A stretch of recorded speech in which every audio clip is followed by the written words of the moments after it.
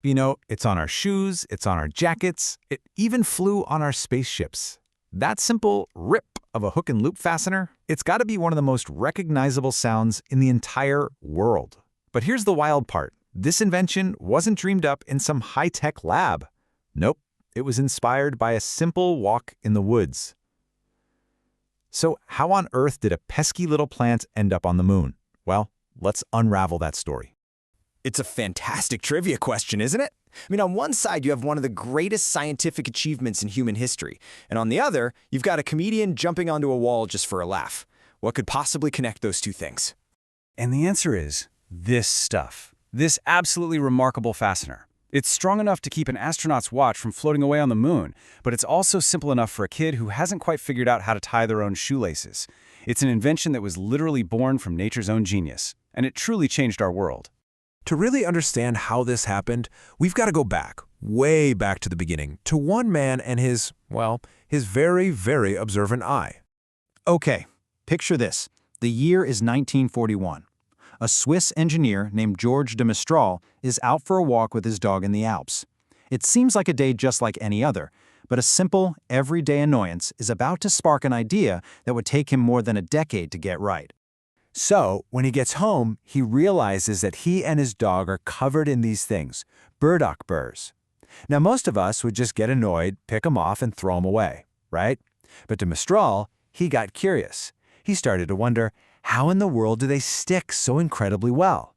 So he did what any good engineer would do. He put one under a microscope. And what he saw, this was the light bulb moment.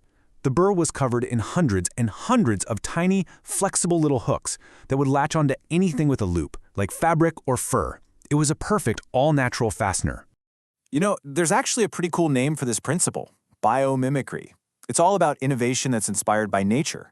And de Mestral's idea to just copy this hook and loop system, it's one of the most famous and brilliant examples of this concept in action.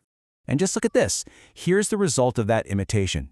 This photo shows the man-made hooks, and you can see they're almost a perfect mirror of nature's design. He saw this incredible possibility of binding two things together in a simple, totally reversible way if he could just figure out how to make it. He even came up with the perfect name for his new invention. He took two French words, velours, which means velvet, and crochet, which means hook, and smashed them together. Velcro, an idea that stuck with a name that was definitely about to do the same. But here's the thing. A great idea and a catchy name, that's not enough. The journey from that little burdock bird to a product you could actually sell was a long, frustrating 10-year struggle. This timeline really just shows you the sheer persistence it took. I mean, look at this. After his aha moment in 1941, he spent years getting rejected by weavers in Lyon. His first prototypes, made of cotton, they just wore out way too fast.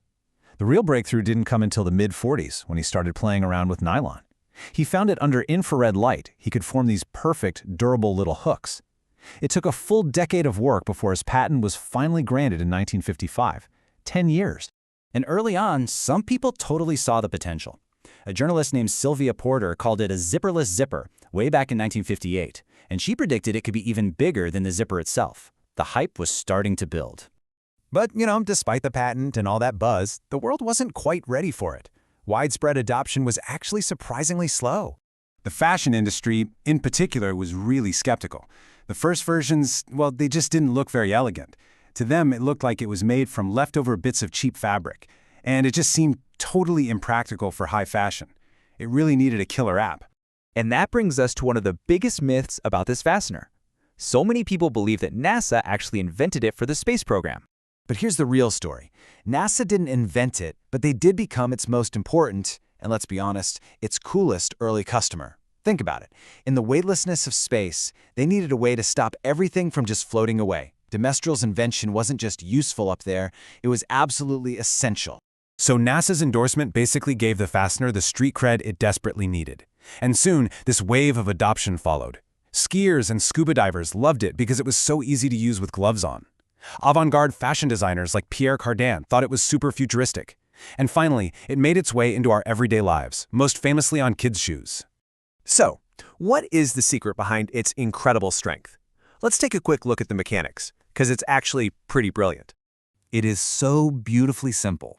One strip is covered in thousands of these tiny, stiff little hooks. The other side is a fuzzy surface of soft, pliable loops. When you press them together, the hooks just catch in the loops, and that creates an incredibly secure bond across a huge surface area. Of course, nothing's perfect. The fastener definitely has its trade-offs. On the one hand, yeah, it's super easy to use, it's durable, and it's an absolute lifesaver for adaptive clothing. But on the downside, it's a magnet for lint, dust, and hair. And that signature ripping sound, it might be great for a wallet to scare off a pickpocket, but it is a massive liability for a soldier on a quiet battlefield. So beyond all its practical uses, the hook and loop fastener has also managed to stick itself firmly into our pop culture. And this brings us right back around to that question from the beginning. In 1984, the late-night host David Letterman gave this fastener its most iconic pop culture moment ever. He put on a full suit made of the hook side, jumped off a trampoline, and slammed into a wall covered in the loop side. And of course, he stuck. That stunt became an instant TV classic.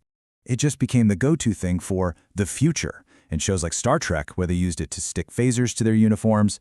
It was played for laughs in Men in Black, where Agent K jokes that it was alien tech. And the dream of a silent version of it even became a major plot point in the movie Garden State. You know, when you think about it, the story of the hook and loop fastener is this perfect reminder that game-changing ideas aren't always born in a lab. Sometimes they're just clinging to your pants, waiting for a curious mind to stop and take a closer look. It really makes you wonder, doesn't it?